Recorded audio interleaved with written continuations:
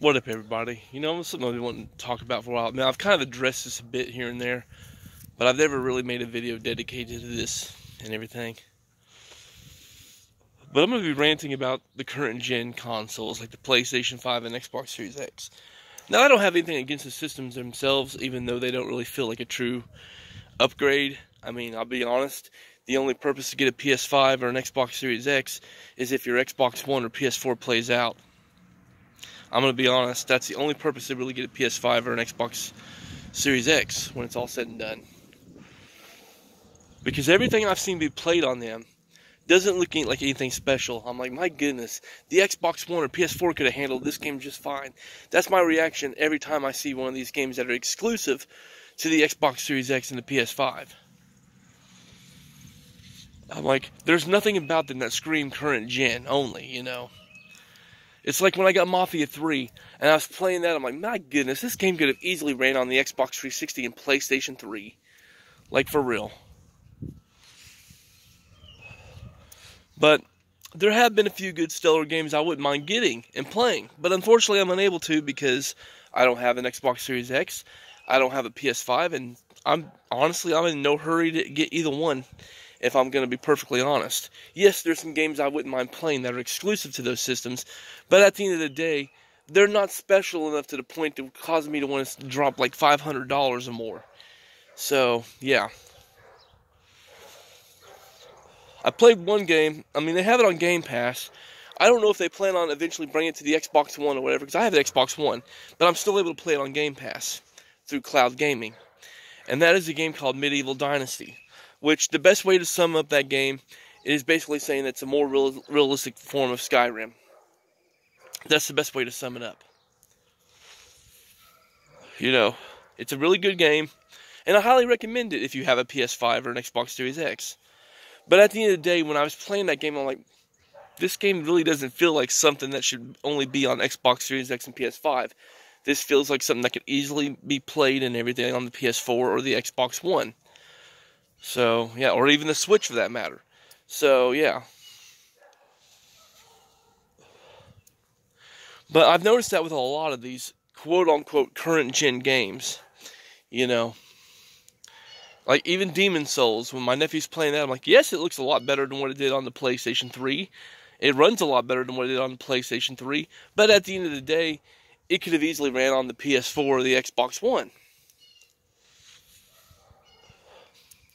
And I noticed that, I'm going to be honest.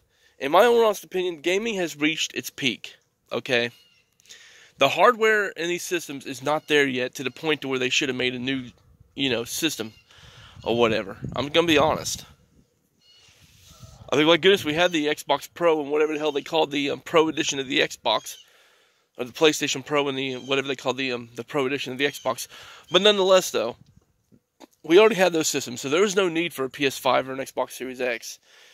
I'm going to give Nintendo credit right here. People keep saying, "Oh, they're out of date. They're behind, the other systems or whatever." I don't give a fuck. At the end of the day, as long as a game can run on the Switch, then they might as well just keep making them for the Switch instead of coming out with a whole new system, like for real. So, yeah. And that's how I feel when it comes to like the PlayStation 4 and the Xbox One. If it's a game that could easily run on those systems, then you might as well continue to make them for those systems. So, yeah.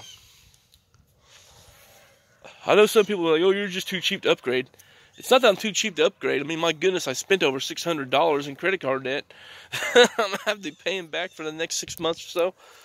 To get me a new TV, a hard drive, and some games I was wanting. But nonetheless, though, at the end of the day, it's not that I'm cheap. It's just that the fact of the matter is the PS5 and the Xbox Series X don't feel like true upgrades. They don't. Not to mention the fact they take up more space than what they should. Like, you think for as big of a system that these things are, that they would be able to handle a lot more than what they do. And yes, I know, well, they're still early on in the console generation. Give it towards the end. Yeah, that's the thing. That's what I notice about every console. You don't really notice an actual true upgrade in the games or whatever until the console generation is almost over and they're about to come out with the new ones. So, yeah. And no, it was not always like that. I noticed a huge upgrade between the PlayStation 1 and the PS2. I noticed a huge upgrade between the PS2 and the PlayStation 3. I even noticed a huge upgrade between the PS3 and the PS4.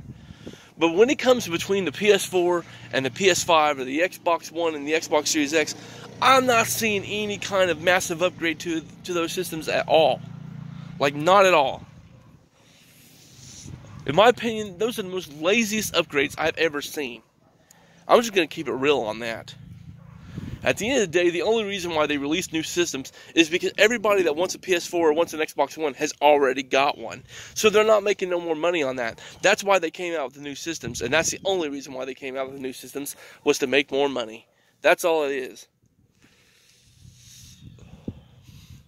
Like, for real.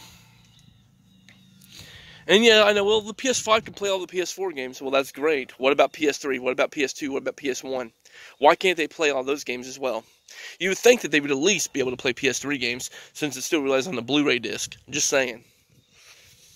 Because that's the kind of format they went with PS3 disc. That's the reason why the original PlayStation 3 couldn't really handle PS2 games all that well, because they used a different format when it came to making PlayStation 2 games. But when it came to, like, the PS3, yeah, they started with Blu-ray disc. You know, Xbox didn't go with the Blu-ray format until Xbox One came out. The Xbox 360, they were still relying on basically the same quality that you get from a DVD. So, yeah. That's why you've seen those games get scratched up as easily as what they did. So, yeah, that's why I'm always so hesitant to buy a used Xbox 360 game, because they did get scratched up really easy. So, yeah. That's the reason why I have time to fall. I'm like, oh, I want this Xbox 360 game. I'll just buy digital. Like, for real. I may get it physical eventually, but, you know, for the most part, I just buy the games digital when it comes to 360 titles and stuff like that, because how easily those discs got scratched up. But nonetheless, you know, I've already made my point. The fact of the matter is, the PS5 and the Xbox Series X is nothing special, you know. They're not a true upgrade or anything like that. So, yeah. You all take care. God bless and peace.